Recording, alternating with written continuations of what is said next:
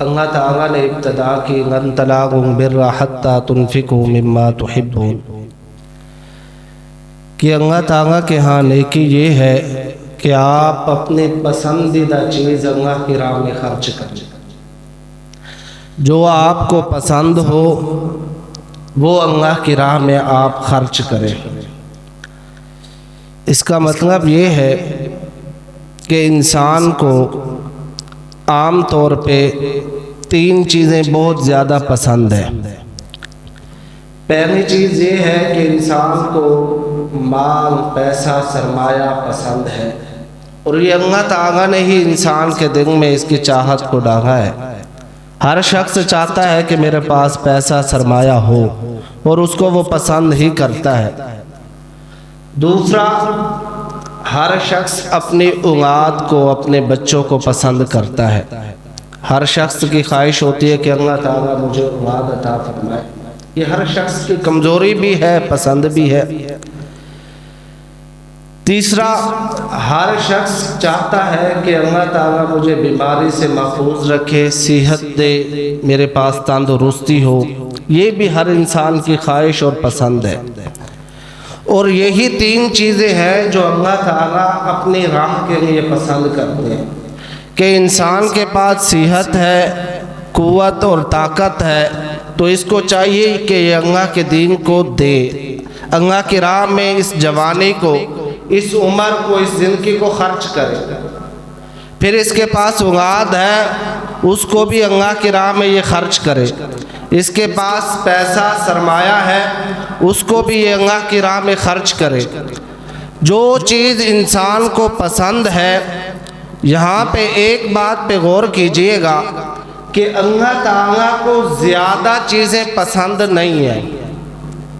اللہ تعالیٰ کو ہمارا زیادہ مانگ دیا ہوا یا زیادہ عبادت کی ہوئی یا زیادہ کچھ بھی پسند نہیں ہے۔ اللہ تعالیٰ محدود اور اچھا چاہتے ہیں، تھوڑا ہو، اچھا ہو، یہ اللہ تعالیٰ کی پسند ہے۔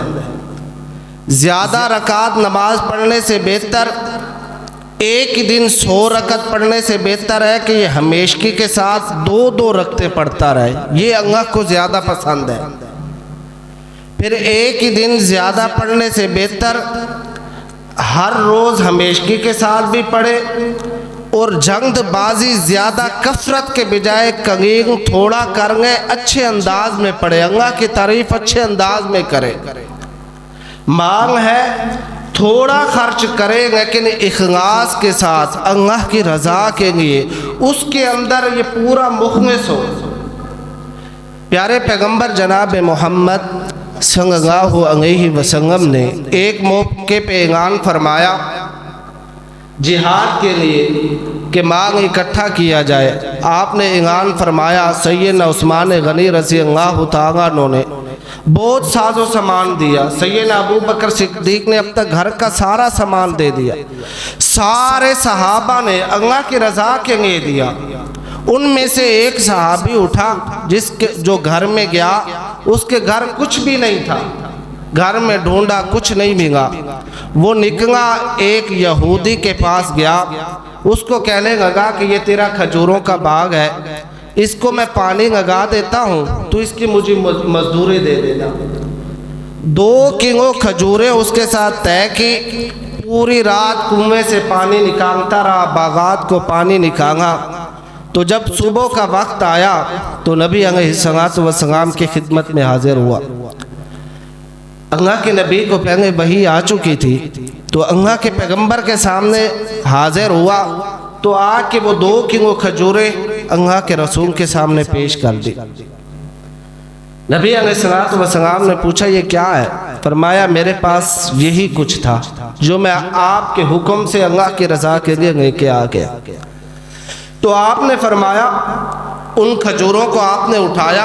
ایک حدیث میں آتا ہے کہ آپ نے اس طرح ہاتھ کے اندر کھجوروں کو اٹھاتے اور نیچے گرتی کھجوریں، ایک میں آپ نے مٹھی میں اٹھایا اور سارے مانگ پہ جو سارے صحابہ کا دیا ہوا تھا، ایک گنٹھن بنا ہوا تھا، اس کے اوپر آپ نے پھینکا اور اونچی بلند آواز سے کہا کہ سارا مال ایک طرف، اس صحابی کی 2 کلو کھجوروں کی قیمت، اجر و ثواب ایک طرف، کم ہو لیکن اخلاص کے ساتھ ہو، تھوڑا ہو لیکن اللہ کی رضا کے لیے ہو، اللہ کو یہ پسند ہے۔ سیدنا ابراہیم علیہ السلام کے اللہ تعالیٰ کیا نہیں مانگ سکتے تھے؟ اللہ تعالیٰ کے پاس کتنی مخلوقات ہے، آپ مانگ سکتے تھے کہ فلاں بندے کو ذبح کر دیا جائے، آپ مانگ سکتے تھے کہ فلاں جانور کو ذبح کر دیا جائے، آپ نے ایک اسماعیل کی قربانی اللہ نے کیوں مانگی ابراہیم سے؟ پہلے سیدنا ابراہیم نے دعائیں مانگ مانگ کے اتنی لمبی عمر کے بعد اللہ سے ایک بیٹا لیا، جب وہ بیٹا اللہ تعالیٰ نے عطا کر دیا تو اللہ تعالیٰ نے وہی ایک چیز جو ابراہیم کی ساری جمع پونجی تھی، صرف ایک ہی چیز پسند تھی، تو اللہ نے کہا اس کو میری راہ میں ذبح کرو، قربانی کرو۔ یعنی کہ اللہ تعالیٰ کیا چاہتے ہیں ہم سے؟ جو آپ کو پسند ہے نا وہ میری راہ میں خرچ کرو۔ یہ محبت کا اب پتہ لگے گا کہ رب سے ہماری محبت کیا ہے۔ لَن تَنَالُوا الْبِرَّ حَتَّىٰ تُنْفِقُوا مِمَّا تُحِبُّونَ، اگر تم اپنے رب سے محبت کرتے ہو تو اپنی پسندیدہ چیزیں اللہ کی راہ میں خرچ کیا کرو۔ پھر اللہ تعالیٰ نے اس سپارے میں آگے جا کے ذکر کیا، یا ایھا الذین آمنوا اتقوا اللہ حق تقاتہ ولا تموتن الا وانتم مسلمون، اے ایمان والو اللہ سے ڈر جاؤ، اس طرح ڈرو کہ جس طرح ڈرنے کا حق ہے۔ اللہ سے ڈرنے کا حق کس طرح؟ کہ ہر ادا پہ ہم کہیں کہ اللہ ہمیں دیکھ رہا ہے، ہر کام کی ابتدا میں کہیں کہ ہمیں ہمارا رب دیکھ رہا ہے، یہ ڈرنے کا حق ہے۔ پھر جب تمہیں موت آئے اس حال میں آئے کہ تم مسلمان ہو، تم مومن ہو، تم اللہ کے بندے ہو، تم دیندار ہو، تم نمازی ہو، تم قرآن پڑھنے والے ہو، جب تمہیں موت آئے تو تم مسلمان ہو۔ پھر آگے اللہ تعالیٰ نے کہا وَاعْتَصِمُوا بِحَبْلِ اللَّهِ جَمِيعًا، یہ جو اللہ کا قرآن اور محمد الرسول اللہ کا فرمان ہے صلی اللہ علیہ وسلم، اس کو مضبوطی کے ساتھ تھامو، پکڑو۔ یہ اللہ تعالیٰ نے تمہیں نعمت دی ہے، اس سے پہلے کہ اللہ تعالیٰ نے تمہارے دلوں میں محبت ڈالی ہے۔ تم ایک دوسرے کے دشمن تھے، ایک دوسروں کی جانیں لیا کرتے تھے، ایک دوسرے کو مارا کرتے تھے، تمہارے اندر ایک لڑائی ہوتی تھی، تمہارے کنبے قبیلے کئی کے کئی جھگڑوں میں قتل ہو جایا کرتے تھے۔ اللہ نے تمہارے دلوں میں محبت ایک دوسرے کے لیے قائم کی ہے، تم اللہ کی رسی کو مضبوطی سے تھامو، دین اسلام کو مضبوطی کے ساتھ پکڑ گو۔ پھر اللہ تعالیٰ نے کہا کنتم خیر امت اخرجت للناس تأمرون بالمعروف، کہ یہ جو امت محمدیہ ہے، یہ جو امت محمدیہ ہے، نبی علیہ السلام کی امت ہے نا، درمیان والی امت، اس کو اللہ تعالیٰ نے بہت اعزاز عطا فرمائے ہیں، آپ کی بڑی شان ہے۔ ایک روایات میں آتا ہے کہ بنی اسرائیلی نبی دعا اور چاہت کرتے ہیں اللہ کے سامنے کہ اللہ، نبوت ایک الگ منصب ہے، عظمت ہے، اس کے باوجود کہتے ہیں کہ اللہ کاش ہم امت محمدیہ میں سے ہوتے۔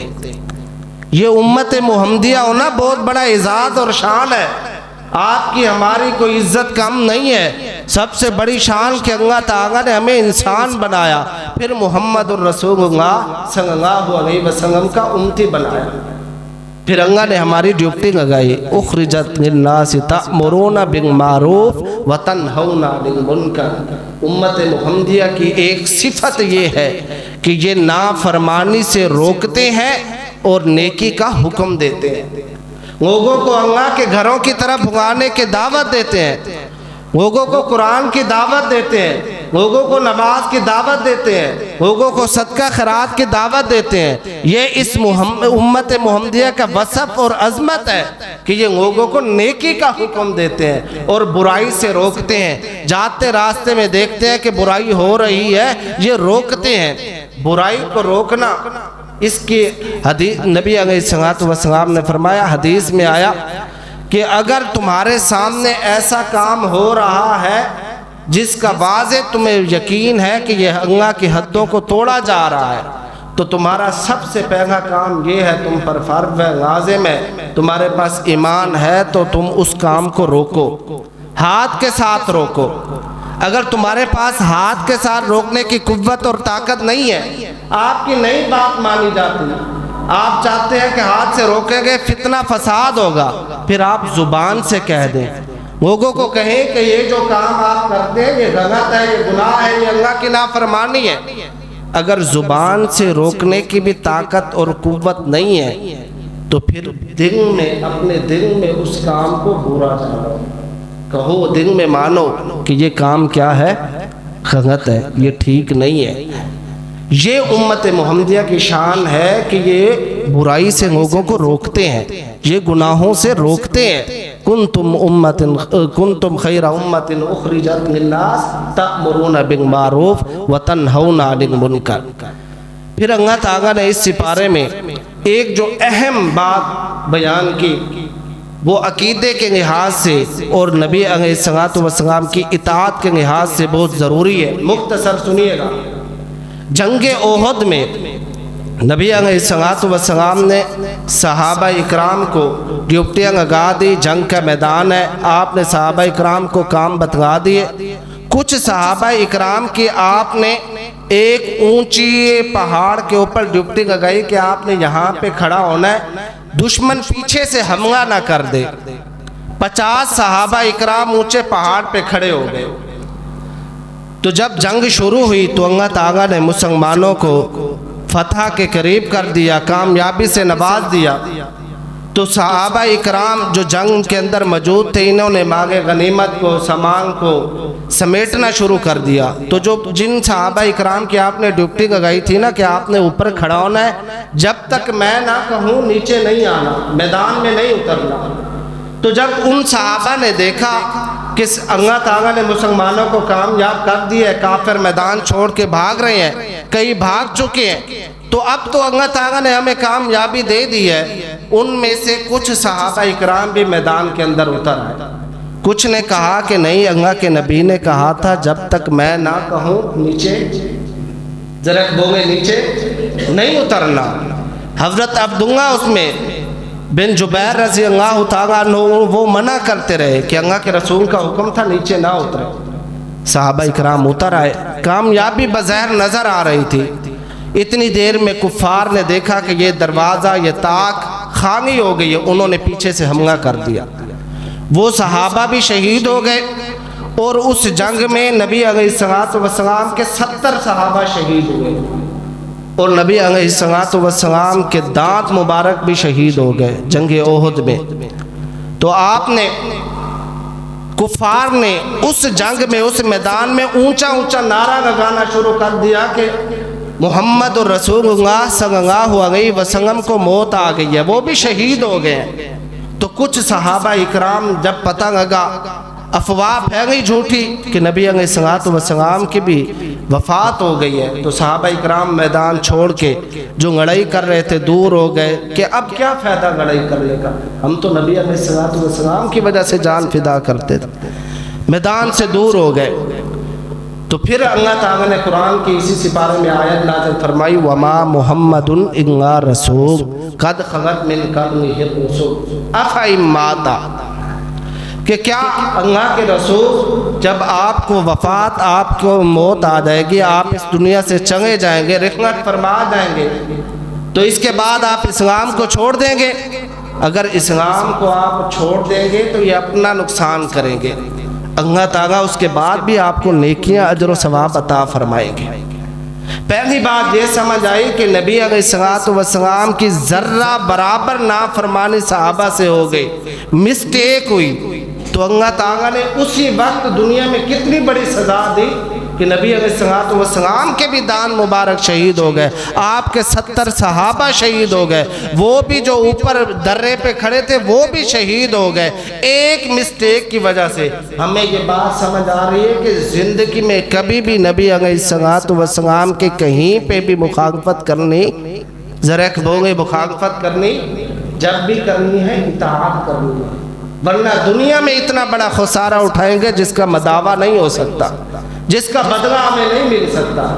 اور نبی علیہ الصلوۃ والسلام کو اللہ تعالیٰ نے یہ عزت اور شان کہ آپ کی اطاعت کے بغیر کوئی بھی بندہ جنت میں داخل ہو سکتا، کوئی بھی بندہ جنت میں داخل ہو سکتا نہیں۔ تو آئیے میرے بھائیوں، میرے دوستوں، سب سے پہلے اس پارے کو پڑھنے سے پہلے یہ غور کریں کہ اپنی پسندیدہ چیزیں اللہ کی راہ میں خرچ کریں اور اللہ سے ڈر جائیں، لوگوں کو نیکی کا حکم دیں اور نبی علیہ الصلوۃ والسلام کی اطاعت کریں۔ یہ بہت بڑی کامیابی ہے۔ اللہ تعالی ہم سب کو دنیا آخرت میں کامیاب فرمائے، اور اللہ تعالی ہمارا یہ سننا سنانا اپنے بارگاہ میں قبول فرمایا۔ وآخر دعوانا ان الحمد للہ رب العالمین۔